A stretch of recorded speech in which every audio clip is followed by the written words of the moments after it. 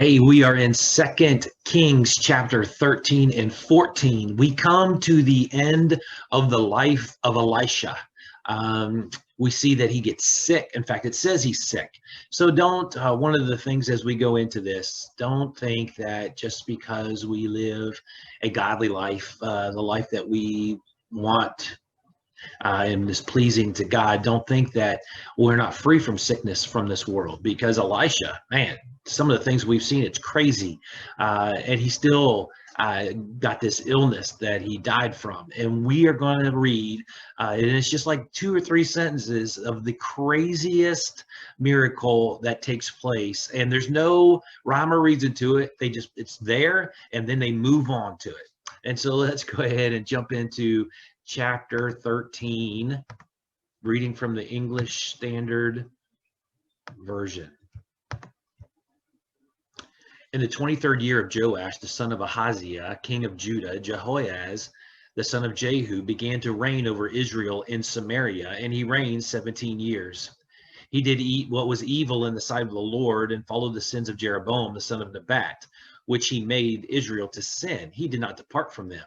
And the anger of the Lord was kindled against Israel, and he gave them continually into the hand of Hazael, king of Syria, and into the hand of Ben-Hadad, the son of Hazael. Then Jehoahaz sought the favor of the Lord, and the Lord listened to him, for he saw the oppression of Israel, how the king of Syria oppressed them.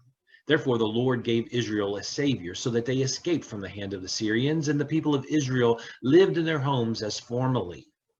Nevertheless, they did not depart from the sins of the house of Jeroboam, which he made Israel to sin, but walked in them.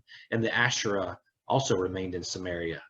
For there was not left to Jehoahaz an army of more than 50 horsemen and 10 chariots and 10,000 footmen. For the king of Syria had destroyed them and made them like the dust at threshing. Now the rest of the acts of Jehoahaz and all that he did and his might, are they not written in the book of the Chronicles of the kings of Israel? So Jehoahaz slept with his fathers, and they buried him in Samaria, and Joash his son reigned in his place. In the 37th year of Joash, king of Judah, Joash, the son of Jehoahaz, began to reign over Israel and Samaria, and he reigned 16 years. He also did what was evil in the sight of the Lord. He did not depart from all the sins of Jeroboam, the son of Nebat, which he made Israel to sin, but he walked in them. Now the rest of the acts of Joash, and all that he did, and the might with which he fought against Amaziah, king of Judah, are they not written in the book of the Chronicles of the kings of Israel? So Joash slept with his fathers, and Jeroboam sat on his throne, and Joash was buried in Samaria with the kings of Israel. Now when Elisha had fallen sick with the illness of which he was to die, Joash, king of Israel, went down to him and wept before him, crying, my father, the chariots of Israel and its horsemen. And Elisha said to him, take a bow and arrow. So he took the bow and arrows. And then he said to the king of Israel, draw the bow. And he drew it. And Elisha laid his hands on the king's hands. And he said, open the window eastward. And he opened it. Then Elisha said, shoot. And he shot. And he said, the Lord's arrow of victory, the arrow of victory over Syria. For you shall fight the Syrians in Aphek until you have made an end of them. And he said, take the arrows. And he took them. And he said to the king of Israel, strike the ground with them. And he struck 3 times and stopped. And then the man of God was angry with him and said, you should have struck 5 or 6 times. Then you would have struck down Syria until you had made an end of it. But now you will only strike down Syria only 3 times. So Elisha died, and they buried him. Now bands of Moabites used to invade the land in the spring of the year. And as the man was being buried, behold, a marauding band had seen, and the man was thrown into the grave of Elisha. And as soon as the man touched the bones of Elisha, he revived and stood on his feet. Now Hazael, king of Syria, oppressed Israel all the days of Jehoahaz. But the Lord was gracious to them and had compassion on them, and he turned toward them because of his covenant with Abraham, Isaac, and Jacob, and would not destroy them, nor was he cast them from his presence until now. When Hazael, king of Syria, died, Ben-Hadad, his son, became king in his place. Then Jehoash, the son of Jehoahaz, took again from Ben-Hadad, the son of Hazael, the cities that he had taken from Jehoaz, his father, in war. 3 times Joash defeated him and recovered the cities of Israel. In the 2nd year of Joash, the son of Jehoaz, king of Israel, Amaziah, the son of Joash, king of Judah, began to reign. He was 25 years old when he began to reign, and he reigned for 29 years in Jerusalem. His mother's name was Jehoadin of Jerusalem. And he did what was right in the eyes of the Lord, yet not like David his father. He did in all the things that Joash his father had done, but the high places were not removed, and the people still sacrificed and made idols on the high places. And as soon as the royal power was firmly in his hand, he struck down his servants who had struck down the king his father. But he did not put to death the children of the murderers, according to what is written in the book of the law of Moses, where the Lord commanded, fathers shall not be put to death because of their children, nor shall children be put to death because of their fathers, but each one shall die for his own sin. He struck down 10,000 Edomites in the valley of Salt and took Selah by storm and called it Joktheel, which is its name to this day. Then Amaziah sent messengers to Jehoash and said, and the son of Jehoaz, son of Jehu, king of Israel, saying, come, let us look one another in the face.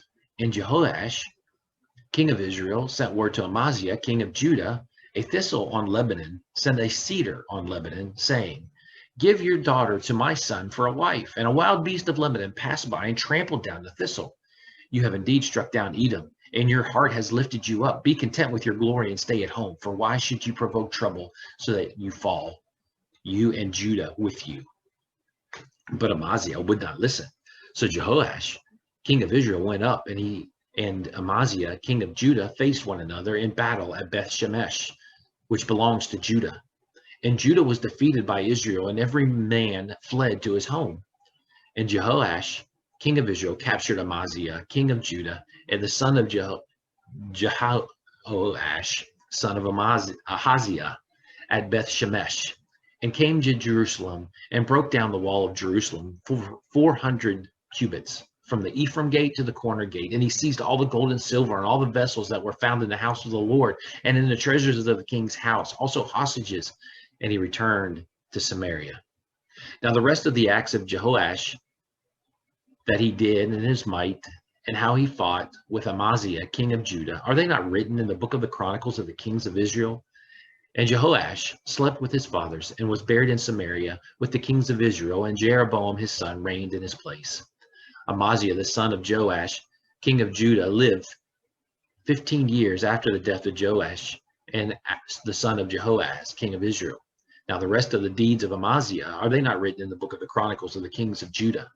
And they made a conspiracy against him in Jerusalem, and he fled to Lachish. But they sent after him to Lachish and put him to death there. And they brought him on horses, and he was buried in Jerusalem with his fathers in the city of David. And all the people of Judah took Azariah, who was 16 years old, and made him king instead of his father Amaziah. He built Elath and restored it to Judah after the king slept with his father. In the 15th year of Amaziah, the son of Joash, king of Judah, Jeroboam, the son of Joash, king of Israel, began to reign in Samaria, and he reigned 41 years. And he did what was evil in the sight of the Lord. He did not depart from all the sins of Jeroboam, the son of Nebat, which he made Israel to sin. He restored the border of Israel from Lebo Hamath as far as the sea of Arabah, according to the word of the Lord, the God of Israel, which he spoke by his servant Jonah, the son of Amittai, the prophet, who was from Geth Hepher.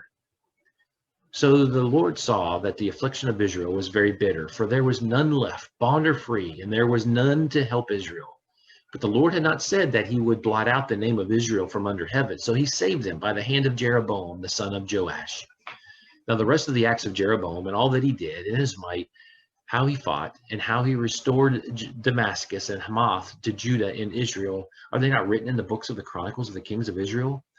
And Jeroboam slept with his fathers, the kings of Israel, and Zechariah his son reigned in his place. I wanted to show you this sculpture. This is from the 1600s of Elisha. This is found in Italy.